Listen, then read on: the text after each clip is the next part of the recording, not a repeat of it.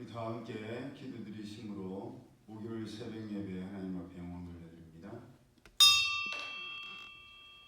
자비하시고 인내로우시며 노하기를 더디하시는 사랑의 하나님, 하나님의 은혜를 감사드립니다. 새날을 저희에게 허락하여 주시고 이 하루의 시작을 하나님 앞에 나와 영광의 예배를 드리게 하시니 참 감사합니다. 이 하루도 하나님 주신 힘으로 온전히 맡겨주신 사명을 잘 감당하고 이 일상을 살아갈 수 있는 저희 모두 되게 하여 주옵소서. 예배 시종을 주님께 맡겨드리오며 거룩하신 예수님의 이름으로 축복하며 기도드리옵나이다. 아멘. 찬송가 364장 내 기도하는 그 시간, 이 시간으로 바꿔서 364장 찬양드립니다.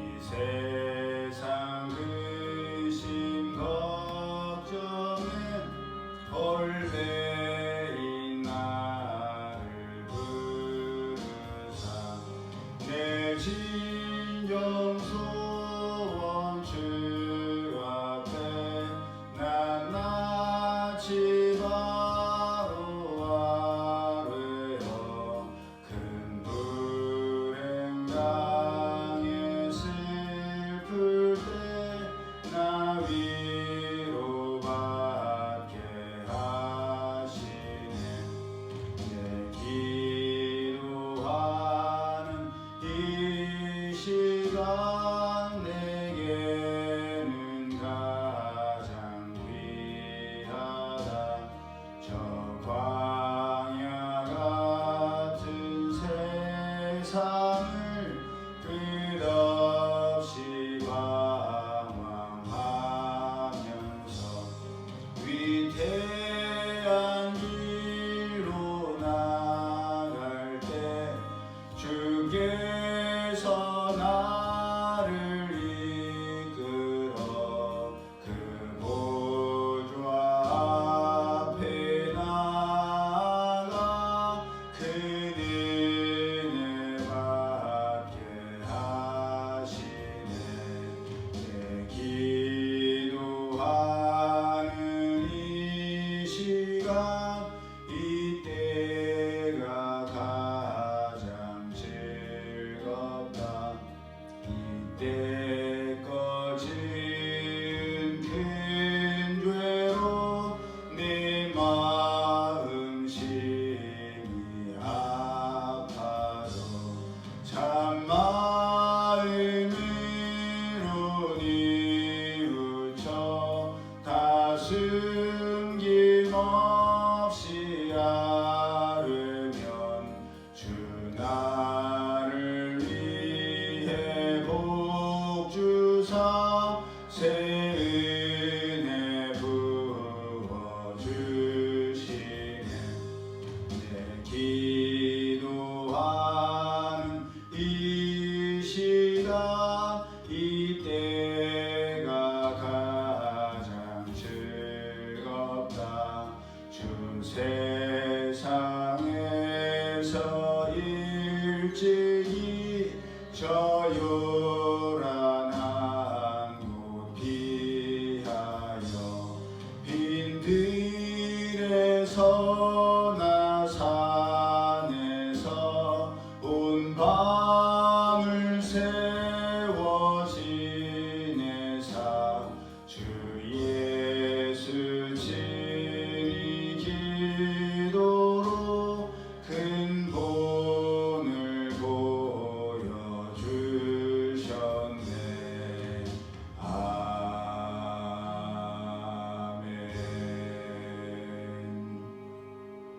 하나님 말씀 신약성경 히브리서 7장 우리 함께 합독합니다.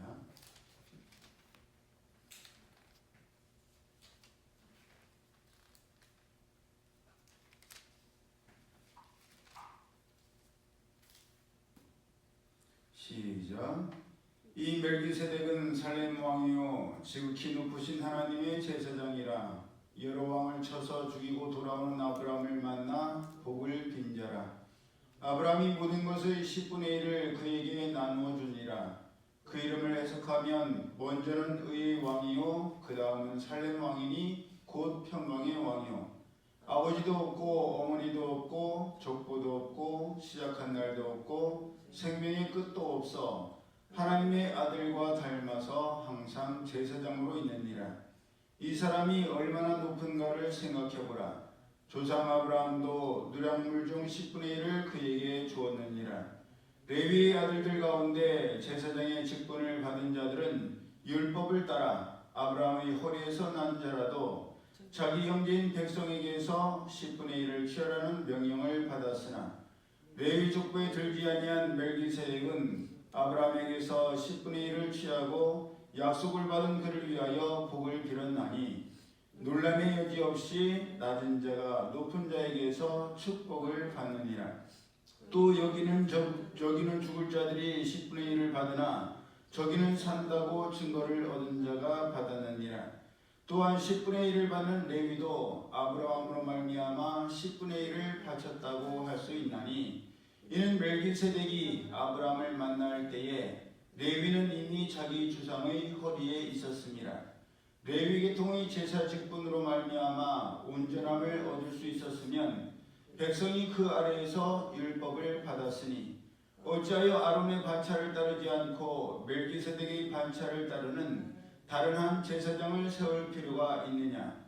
제사 직분이 바꾸어졌은즉 율법도 반드시 바꾸어지리니 이것은 한 사람도 제단 일을 받들지 않는 다른 지파에 속한 자를 가리켜 말하는 것이라. 우리 주께서는 유다로부터 나신 것이 분명하도다. 이 지파에는 모세가 제사장들에 관하여 말한 것이 하나도 없고 멜기세덱과 같은 별다른 한 제사장이 일어난 것을 보니 더욱 분명하도다. 그는 육신에 속한 한 계명의 법을 따르지 아니하고 오직 불멸의 생명의 능력을 따라 되었으니 증언하기를 내가 영원히 멜기세덱의 반차를 따르는 제사장이라 하였도다. 전에 있던 계명은 연약하고 무익함으로 패하고 율법은 아무것도 온전하게 못할지라. 이에 더 좋은 소망이 생기니 이것으로 우리가 하나님께 가까이 가느니라. 또 예수께서 제사장이 되신 것은 맹세 없이 된 것이 아니니 그들은 맹세 없이 제사장이 되었으되 오직 예수는 자기에게 말씀하신 이로 말미암아 맹세로 되신 것이라. 주께서 맹세하시고 뉘우치지 아니하시리니 내가 영원히 제사장이라 하셨도다. 이와 같이 예수는 더 좋은 언약의 보증이 되셨느니라. 제사장 된 그들의 수요가 많은 것은 죽음으로 말미암아 항상 잊지 못함이로되 예수는 영원히 계심으로 그 제사장 직분도 갈리지 아니하느니라. 그러므로 자기를 힘입어 하나님께 나아가는 자들을 온전히 구원하실 수 있으니 이는 그가 항상 살아계셔서 그들을 위하여 간구하심이라.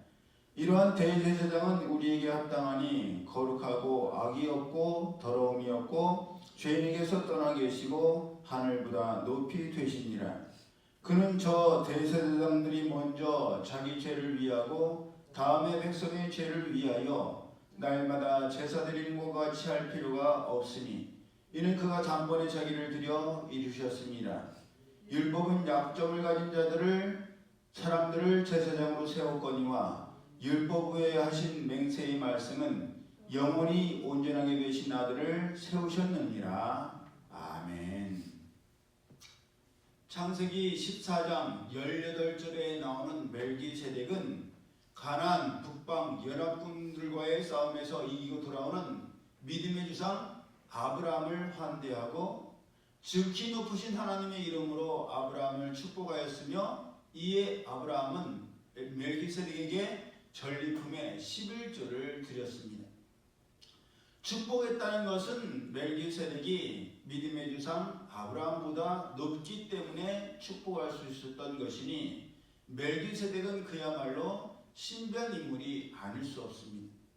그래서 그런지 멜기세덱이 누군지는 성경에 나오지 않으며 그의 출생이나 족보 등 그 무엇도 알려진 것이 없으니 그래서 아론과 대제사장이 있기 전 대제사장의 역할을 했던 멜기세덱이 혈통을 쫓는 대제사장이 아닌 것처럼 예수님도 혈통으로는 아론의 후손이 아니셨지만 하나님의 특별하신 뜻과 계획 가운데 오셔서 온 인류의 죄도 대신 사하시는 대제사장의 역할도 하셨고 친히 제물이 되시는 역할도 하셨기에 멜기세덱이 예수님의 모형이라고 하는 것입니다.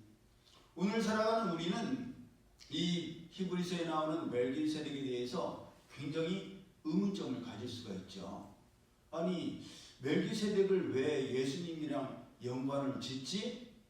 의아한 생각이 분명히 들 겁니다.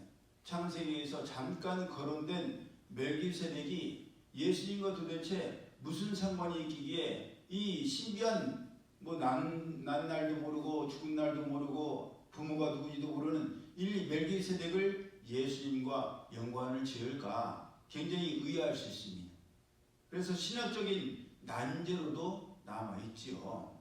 하지만 우리가 이해할 것은 이 히브리서에서 멜기세덱을 다루고 있는 것은 이 멜기세덱이 아론의 대제사장의 반차를 따르지 아니하고 이미 믿음의 조상 아브라함을 축복하였던 것처럼 예수님께서는 어느 지파에서 나셨죠? 유다 지파에서 나셨죠? 제사장은 어느 지파? 레위 지파에서만 나오죠. 그러니까 이 히브리서는 그 당시에 유대인들이 의아해하는 거예요. 예수님에 대해서.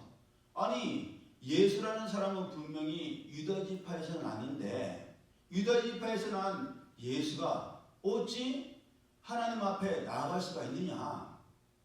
하나님 앞에 나아갈 수 있는 것은 레위 지파, 제사장밖에 하나님 앞에 나아갈 수가 없는데 유다 지파인 예수가 어떻게 하나님의 아들이고 하나님 앞에 나아가서 우리의 죄를 대신 대속할 수가 있느냐? 그런 의문이 유대인들에게 계속 있는 거예요. 왜냐하면 그들은 혈통을 굉장히 중요시 여겼기 때문이지요. 그런 유대인들을 설득하고 이해시키기 위해서 이 멜기세덱을 연결시킨 겁니다. 멜기세덱이 믿음의 조상 아브라함을 축복했다는 것은 믿음의 조상 아브라함보다도 더 높은 자였기 때문에 축복하는 것이고 믿음의 조상 아브라함이 멜기세덱에게 11조를 드린 것은 그가 제사장의 역할을 했기 때문에 드린 것. 그런데 그 이후에 제사장들은 아론의 허리에서 그 후손들에서부터 나왔으니 이것이 어려운 거예요. 그래서 이 멜기세덱은 아론의 혈통을 따라서 된 대제사장이 아닌 것처럼 예수님도 유다 지파이지만 그 혈통으로 된 제사장이 아니라 난 것도 모르고 부모도 모르고 족보도 없었던 멜기세덱과 같이 말씀이 육신이 되어서 이 땅에 오신 하나님의 본체이시기 때문에 그런 혈통으로 설명해서는 안 된다라고 말씀하고 있는 겁니다. 그러니 계속해서 혈통을 따지고 족보를 따지는 유대인들에게 예수님은 그렇게 혈통으로나 족보로 따질 수 있는 분이 아니다. 왜냐하면 사람의 그런 육적인 방법으로 태어나신 분이 아니라 성령에 의해서 잉태되신 분이시기 때문에 굳이 너희들에게 설명한다면 믿음의 조상을 축복하고 제사장의 역할을 감당했던 멜기세덱처럼 예수님께서 혈통으로 제사장이 아니라 하나님의 성령에 의한 제사장이 되어서 예수님의 이름으로 하나님 앞에 나아갈 수가 있고 예수님께서 친히 제물이 되셔서 구약의 대제사장들은 제물을 짐승을 잡아서 제물로 드려야 됐고 자기도 죄인이기 때문에 자기를 위해서도 제물을 드려야 됐지만 예수님은 죄가 없으시기 때문에 자기의 몸을 제물로 드리심으로 말미암아 우리도 예수님의 이름으로는 얼마든지 제사장이 아니지만 하나님 앞에 나아갈 수 있고 하나님 앞에 우리의 죄를 구할 때에 예수님의 그 피값으로 우리의 죄를 대속해 주신다라는 그런 말씀이 이 멜기세덱이 나오는 히브리서 7장의 내용입니다. 그러므로 이 말씀은 이어지는 8장의 처음과 이어지죠. 이 모든 것의 요점은 이러한 대제사장이 우리에게 있다는 것이야. 그 대제사장이 누구예요? 바로 예수님. 그래서 오늘도 우리는 그 대제사장이고 우리를 위해서 제물이 되신 예수님의 이름으로 하나님 앞에 나아가는 것이고, 예수님의 이름으로 우리 죄를 구할 때에 하나님께서 그 아들 예수님의 보혈로 우리의 모든 죄와 허물을 덮어주시고 우리의 죄를 사하신다는 것입니다. 그러므로 오늘도 우리의 대제사장 되시는 예수님의 이름과 예수님의 보혈로 하나님 앞에 우리의 모든 죄와 우리의 모든 허물을 내려놓고 대제사장이신 예수님의 인도하심을 따르는 우리 모두가 되기를, 이 복된 하루가 되기를 예수님의 이름으로 축복합니다. 아멘. 기도드립니다. 사랑의 하나님, 감사합니다. 예수님께서 친히 육신이 되셔서 저희 가운데 오심으로 저희의 모든 죄를 단번에 예수님께서 제물이 되심으로 해결해 주셨고, 구약에는 매일 하나님 앞에 나아갈 때에 각자가 나갈 수 없고 대제사장을 통해서 제물을 드리고, 대제사장이 우리의 죄와 우리의 허물을 죽어갈 제물이 된 그 짐승의 머리에 안수했을 때 하나님 앞에 죄사함을 받을 수가 있었는데, 이제는 저희들이 예수님의 이름으로 언제든지 어디서든지 하나님 앞에 나아가 기도드릴 수 있고 죄사함을 받을 수 있고 하나님의 도우심을 받을 수가 있는 하나님의 자녀가 되었사오니, 예수님의 이름으로 오늘도 하나님의 영광을 위해서 살아갈 수 있는 저희 모두 되게 하여 주옵소서. 이제는 우리 주 예수 그리스도의 은혜와 하나님 아버지의 그 크신 사랑하심과 성령님의 교통하심이 우리 죄를 위해 제물이 되시고 대제사장으로 하나님 앞에 나갈 수 있는 길을 열어주신 예수님의 뜻대로 살아가기를 원하는 이들 모두에게 이제로부터 영원히 함께 하실지어다. 아멘.